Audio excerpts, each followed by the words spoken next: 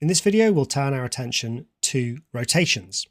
So we're going to figure this one out as well, just like we did in the previous one. If you think you've got the idea, just definitely try this for yourself. So find the 2x2 matrix that corresponds to a 90-degree anti-clockwise rotation about the origin.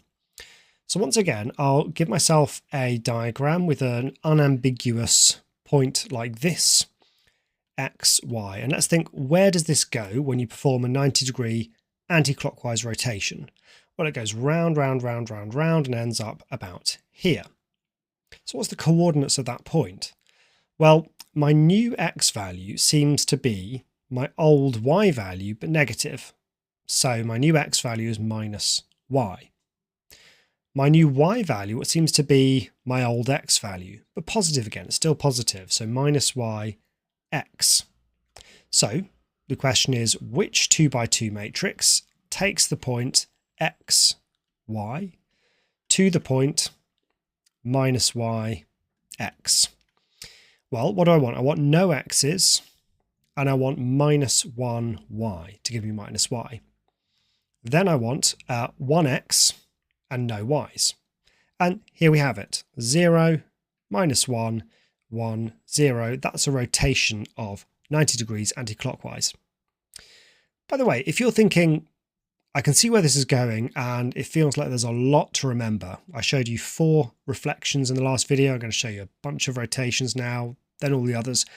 Yeah, it is quite a lot, but I don't really memorize these. I pretty much just work it out from scratch each time. That's why I like this method, because if you have the confidence to just say, look, I'm not going to memorize this, but I can work it out if I do forget, that frees up a lot of mental space for other more complicated problems or harder things to remember. Okay, let's look at the 90-degree clockwise rotation about the origin. So same picture.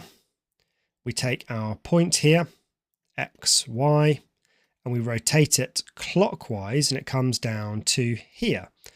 Now the new x value here seems to be my old y value, right? The old y value was this distance here. That's this distance here now. So it begins with y. And the new x value, well, it's the new y value rather is this distance but negative. That's the old x value, but it's negative, so minus x. So which 2x2 matrix takes the point x, y to y minus x? Well, I want no x's and 1y. 0 times x plus 1 times y is y. Then I want minus 1x and no y's. Minus x plus 0 is minus x. So this matrix here, 0, 1, minus 1, 0, that's a 90-degree clockwise rotation. Finally, what about a 180-degree rotation? We don't need to specify clockwise or anti-clockwise because it doesn't matter. That's going to take our point here, x, y, well, rotate, rotate, rotate. It's going to spin it all the way around to here, and that simply has coordinates minus x, minus y. So this one's pretty easy. What matrix takes x, y to minus x, minus y? It's basically just the negative inverse, minus 1x and 0y, 0x, minus 1y. So just notice we can kind of foreshadow something here. The rotation of 180 degrees is the same as, well, it's the same as sort of like a negative scale factor enlargement multiplying by minus 1. And that's going to be something we look at in the next video.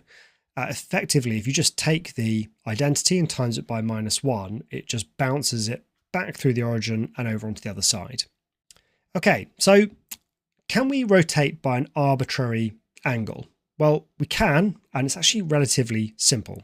I'm not going to go through a proof of this because it's very, very algebra dense, but let me just show you what we've got.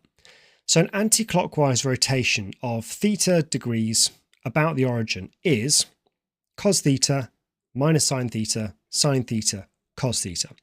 It's a lovely, neat form that can help you describe any rotation. So for example, if you wanted a 30-degree anti-clockwise rotation about the origin, you would just need to know what cos 30 and sine 30 were. And since these are trig values that I'm sure you know off the top of your head, we can work it out. So cos 30 is root 3 over 2, minus sine 30 minus a half. Sine 30 is a half, cos 30 root 3 over 2. So that's the matrix which gives you a 30-degree anti-clockwise rotation about the origin.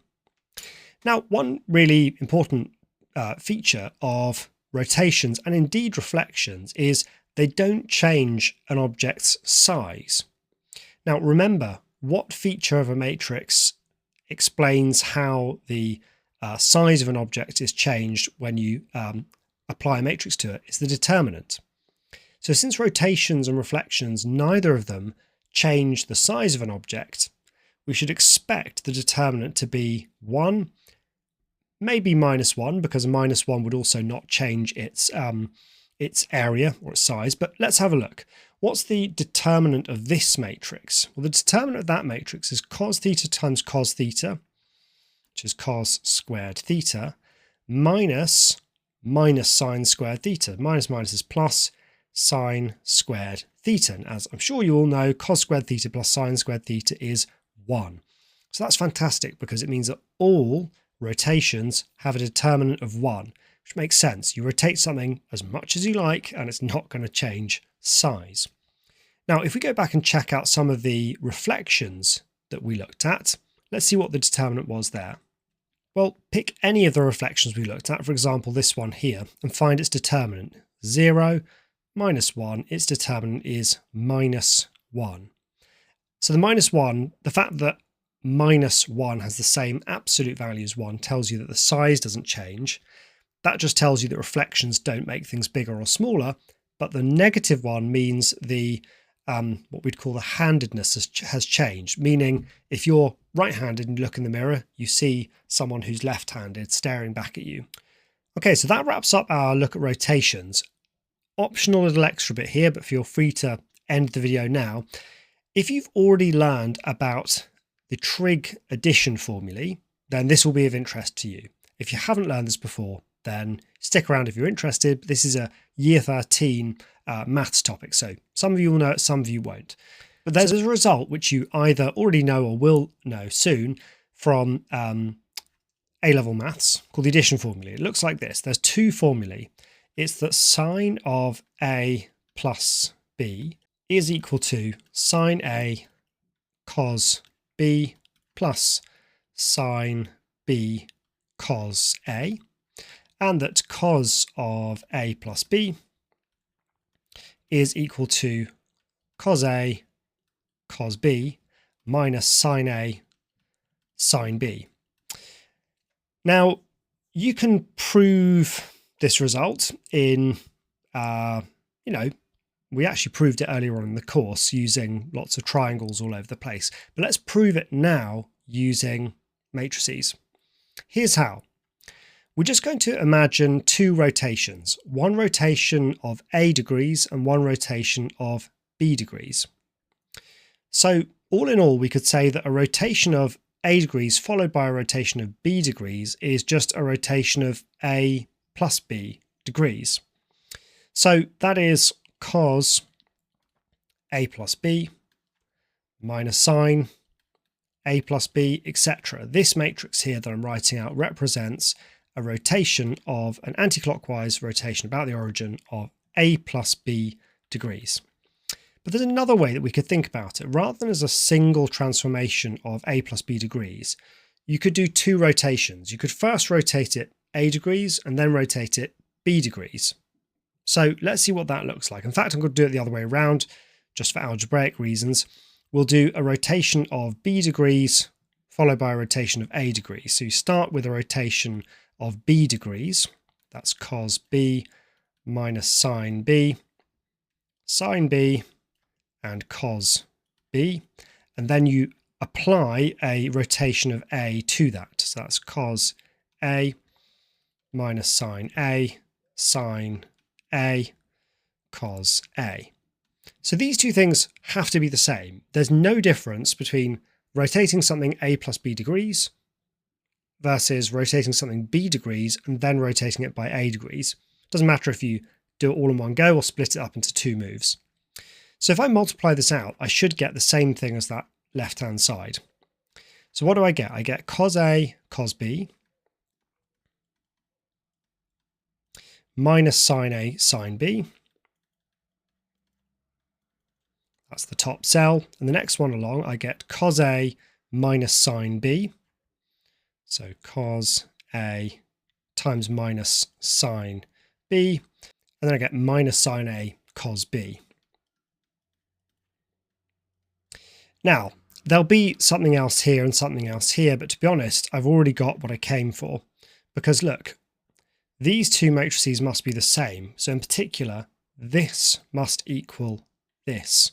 And look, we just proved this result, that cos of A plus B must equal cos A cos B minus sine A sine B. And the same is true for the other one, except we just need to do a little bit of work with the negatives. Minus sine A sine B we've now found to be equal to this. If you rewrite this,